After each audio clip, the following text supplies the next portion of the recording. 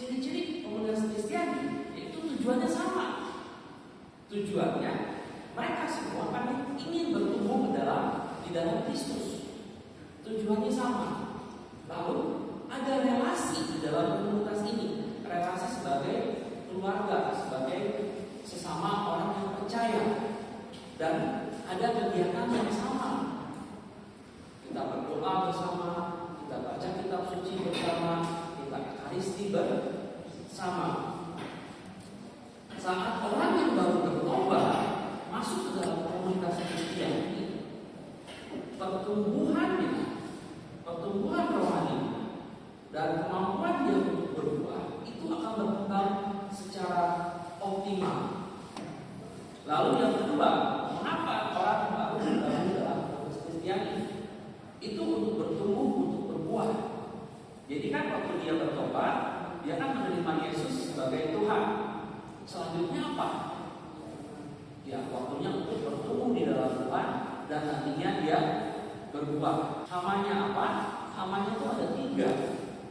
Yang pertama adalah godaan, yang kedua adalah pencobaan, yang ketiga adalah kebimbangan. Jadi kita perlu mengingatkan ini juga kepada orang yang baru bertobat, bahwa godaan itu adalah ujian dari kekuatan iman kita. Apakah kita mau mengikuti kehendak Tuhan atau kita tergoda untuk mengikuti kehendak si jahat? Bagaimana cara kita bisa mengikuti kehendak Tuhan?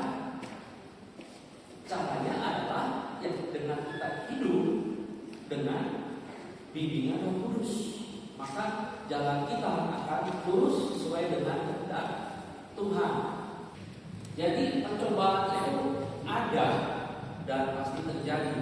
Tetapi saat kita hidup bersama Yesus, ini adalah janji Tuhan bahwa percobaan ini tidak akan di atas kemampuan kita, dan Dia akan memberikan jalan keluar supaya kita bisa menanggungnya. Yang penting kita setia. Saat kita setia, jadi pencobaan itu adalah fungsinya menguji dan menumbuhkan iman kita. Karena saat kita setia, kita itu akan bisa mengalami peneguhan Tuhan dan kita bisa bertumbuh di dalam iman. Ini juga yang bisa terjadi kepada orang yang baru bertobat. Saat dia bimbang, kita ingatkan kembali untuk kita kuatkan dia, kita berikan jawaban kepada dia. Kita ingatkan bahwa kamu ini sudah memperoleh kemenangan loh di dalam Kristus. Kita ini sudah dimenangkan. Kita perlu berpegang. Jadi saat kita ada masalah, saat doa kita belum terjawab, kita perlu berpegang teguh kepada janji-janji Tuhan. Mereka, orang yang baru bertobat, itu pasti akan mengalami godaan, pasti akan mengalami pencobaan, pasti akan mengalami kebimbangan dalam hidup mereka. Nah, maka dari itu, bergabung ke dalam komunitas bagi mereka itu bukanlah suatu pilihan, tetapi itu adalah sebuah kebutuhan utama bagi seorang yang baru bertobat, dan kebutuhan itu harus dipenuhi. Dan tugas kita untuk mengajak mereka untuk bergabung ke dalam komunitas Kristiani. Amin.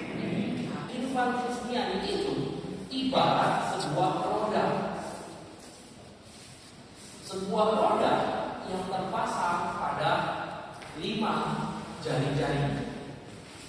Jari-jari yang pertama adalah doa, yang kedua adalah kitab suci, yang ketiga adalah komunitas, yang keempat adalah pelayanan, yang kelima adalah kesaksian. Kelima jari-jari ini harus seimbang. Nah, Kalau ini roda kehidupannya, jari-jarinya sudah seimbang, terus semua kita sudah melekat kepada Kristus, nah, maka kita siap bergerak. Yang memberikan gerak siapa? Roh Kudus. Doa yang terbaik itu adalah doa di mana kita berbicara jujur dari hati kita. Apa saja isi hati kita kepada Tuhan, kita katakan saja. Itu adalah doa yang terbaik. Yang penting doa itu adalah koneksi kita kepada Tuhan, keintiman kita kepada Tuhan. Itu adalah makna doa yang sejati. Nah, isi doa yang baik itu biasanya ada 7. Yang pertama persekutuan dengan Tuhan, yang kedua penyembahan, yang ketiga syukur, yang keempat pengakuan dosa, yang kelima permohonan, yang keenam doa syafaat, yang ketujuh itu penyerahan diri. Bacaan yang terbaik bagi orang yang baru bertobat itu adalah kitab suci, bukan bacaan lain. Kitab suci nomor 1 adalah kitab suci. Kenapa? Karena kitab suci itu isinya adalah sabda Allah, suara Tuhan. Bahkan lebih ekstrim lagi di sini disebutkan apa? Surat cinta Tuhan. Gunanya baca kitab suci, yang pertama itu memberikan hikmat kepada kita. Yang kedua, kitab suci akan menuntun kita kepada keselamatan, yaitu jelas ya. Karena kan kitab suci menuntun kita kepada Tuhan. Dia akan mengarahkan kita untuk menjauhkan kita dari dosa. Caranya gimana? Dengan mengajar kita, menyatakan kapan kita salah, kapan kita benar, memperbaiki kelakuan kita, mendidik kita di dalam kebenaran. Orang yang baru itu membutuhkan komunitas Kristiani supaya dia bisa menjaga apinya itu dia tetap menyala. Bertumbuh dan memelihara hidup rohani itu tantangan yang berat. Kita butuh dukungan satu sama yang lain di dalam komunitas. Ingat, piramida kepemimpinan Katolik itu memakai piramida terbalik. Kan kalau dunia itu kan gini ya, betul? Semakin tinggi semakin berkuasa, betul? Kalau Katolik dia mengambil piramida terbalik. Semakin tinggi semakin di bawah, semakin melayani. Yang pertama kita bisa melayani dengan memberikan perhatian, melayani keluarga. Suami melayani istri, istri melayani suami, suami istri melayani anak, anak melayani orang tua. Kita juga perlu berdoa mohon bimbingan Tuhan untuk melayani di lingkungan atau di kategori A. Kita bisa juga mencari kesempatan untuk melayani di paroki. Bisa menjadi tatim, bisa menjadi asin, ya, kan?